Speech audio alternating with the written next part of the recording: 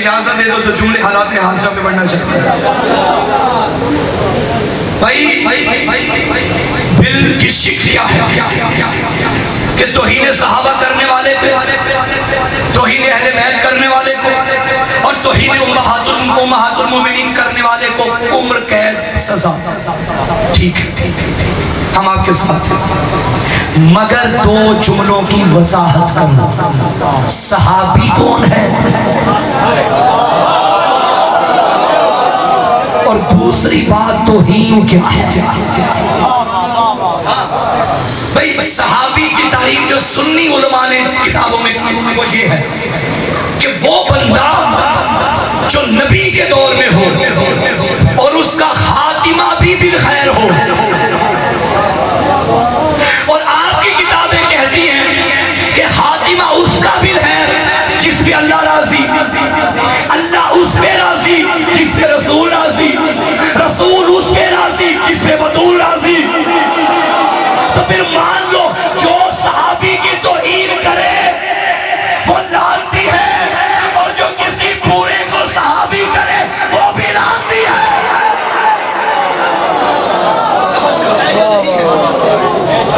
دوسری بات، تم یہ واضح کرو کہ توہین کیا ہے. تم نے مقدس ٹائٹل دیا بل کو کہ صحابہ کی توہین کرنے والا، حالانکہ یہ بل پہلے اسمبلی میں موجود تھا، سزا بڑھائی گئی. تم صحابہ کا نام لے کے کسی اور کو اندر لانا چاہتے ہو، کیونکہ ہم تمہاری چالاکیوں کو جانتے ہیں. تم سے ہمارا واسطہ جنگ صفین سے ہے.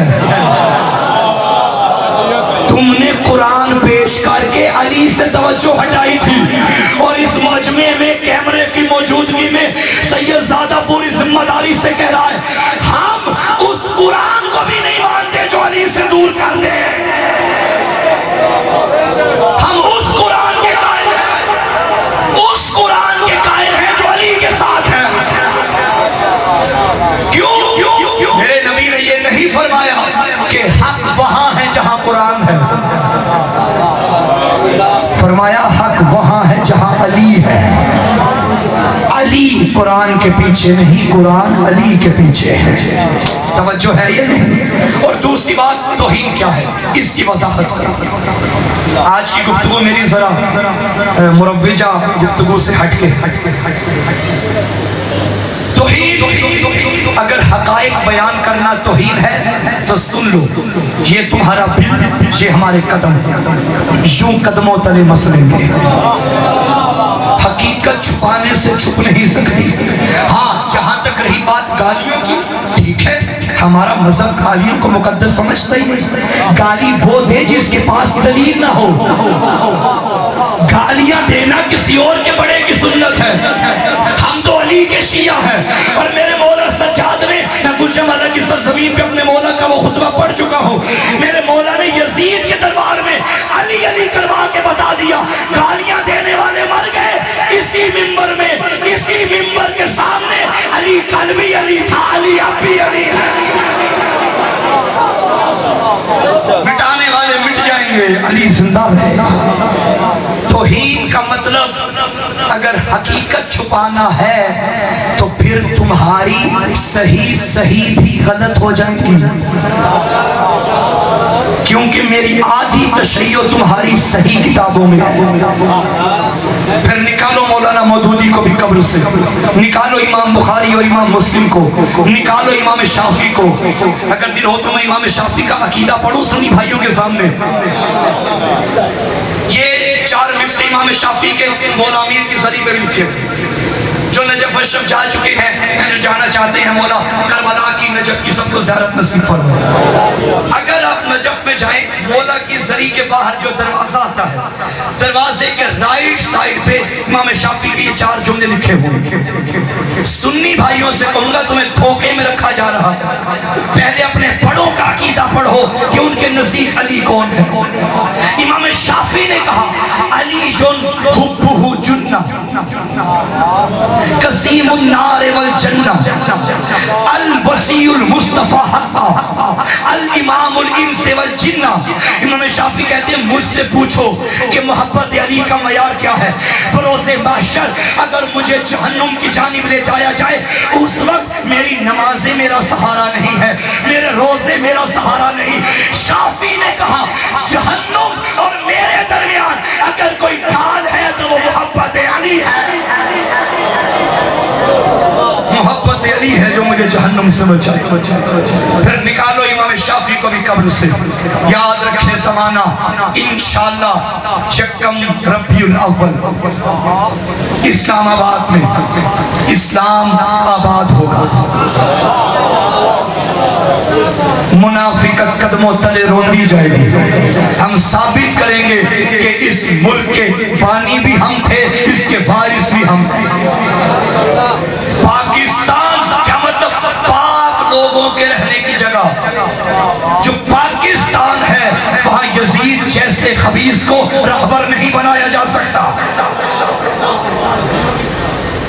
एक रिवायत में पढ़ूंगा, भाई के हवाले मिंबर करूंगा। भाइयों की किताबें हैं स्याह सिता, 6 किताबें मशहूर। उनमें से एक किताब सुनन निसाई, लिखने वाले हैं इमाम नसाई। वहां से रिवायत पढ़ने लगा। भाई तुम्हारी किताबों में लिखा है कि जिसके दिल में अली नहीं वो काफिर। इमाम नसाई, इसी इमाम नसाई ने एक और किताब लिखी खसाइस अमीरुल मोमिनीन, और इस किताब में 200 के करीब मौला अमीर की शान में हदीसें लिखी। इस किताब लिखने की पादाश में इमाम नसाई की अहले शाम ने पसलियां तोड़ दी, जिसकी वजह से इमाम नसाई की शहादत हुई। पढ़ो रिवायत खसाइस अमीरुल मोमिनीन। नबी का एक सहाबी है जिसका नाम है बुरैदा, हजरत बुरैदा। ये कहता है कि जब मैं एक दिन बड़ा परेशान हुआ, मैं नबी की खिदमत में गया, सर झुका हुआ शर्मिंदगी की वजह से, और मैंने कहा या रसूल अल्लाह मैं परेशान हूँ, शर्मिंदा हूँ, मुश्किल में हूँ, आप मेरा मसला हल फरमाएं। नबी ने फरमाया पूछो। नजरें झुका के कहने लगा या रसूल अल्लाह मैं जब भी आपकी ज़बान से अली के फज़ाइल सुनता हूँ मेरे दिल में अली के बारे में बुग़्ज़ पैदा होता है। कहते हैं मेरी नजरें नीचे थी, नबी ने कोई जवाब न दिया। नबी की खामोशी ने मेरी परेशानी में इजाफा किया। मैंने कहा या रसूल अल्लाह आपकी खामोशी मुझे मुश्किल में डाल रही है, आप मसले का हल बताइए। मैं जब भी अली के फज़ाइल सुनता हूँ अली के बारे में बुग़्ज़ व हसद नफरत पैदा होती है, क्या करूँ? कहते हैं नबी खामोश। अब जब मैंने सर उठाया, सर्दी का मौसम था, नबी के चेहरे पे पसीना आ गया। सलवात पढ़े सारे मिलकर। तवज्जो है, नबी के चेहरे पे पसीना। मैंने कहा या रसूल अल्लाह आपने कोई जवाब नहीं दिया। मैं जब भी अली के फज़ाइल सुनता हूँ तो मेरे दिल में बुग़्ज़ अली आता है, मैं क्या करूँ? नबी खामोश, बदन से पसीना। कहता मैं समझ गया। मैंने कहा या रसूल अल्लाह आपने जैसे अली पहुँचाया है मैं आपका मिजाज समझ गया हूँ। आप यूँ करें, अपना हाथ आगे करें ताकि दोबारा कलमा पढ़ूं। सुन्नी किताब में है नबी ने फौरन हाथ आगे किया, पढ़ो कलमा।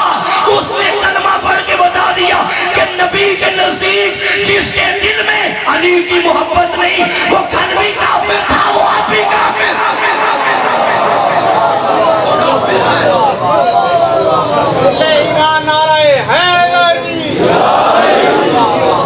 अगर हम किसी को पहला खलीफा नहीं मानते तो ये उसकी तौहीन थोड़ी है। तुम भी तो अली को पहला नहीं मानते। हमने तो कभी तुम पे तौहीन अहले बैत के एफआईआर नहीं कटवाई। ये पिछले साल टीवी पे बड़े शोर शराबा हुआ। हमारे एक आलिम ने कहा कि सिवाय आखिरी नबी के नबी अली सारे नबियों से अफजल है। ठीक है, वहां से बड़ा शोर शराबा, ये तौहीन अंबिया हो गई, तौहीन अंबिया हो गई, अली को नबियों से अफजल मान लिया। याद रखो हमारा अकीदा ठरके की चोट पे पैगंबर के बाद हम علی کو سارے نبیوں سے افضل مانتے تھے، مانتے ہیں، مانتے رہیں گے۔ اس سے کوئی توہین انبیاء نہیں ہوتی۔ اگر علی کو نبیوں سے افضل مان کے توہین انبیاء ہے، پھر کسی اور کو علی سے افضل مان کے توہین اہل بیت ہے۔ پھر ترازو پورا رکھو، یہ توہین اہل بیت جو تم نے بل میں رکھا یہ برائے نام، ورنہ آئے دن اہل بیت کی توہین نہیں ہو رہی کیا؟ ابھی پچھلے دنوں سکردو میں ایک بدبخت مولوی نے میرے امام زمانہ کی شان میں توہین کی، وہاں سارے خاموش۔ اگر ہم کہیں کہ اہل بیت کے دشمنوں پہ لعنت تو تم کہتے ہو توہین صحابہ۔ تم اہل بیت کے دشمنوں کی فہرست میں صحابہ کو کیوں لاتے ہو؟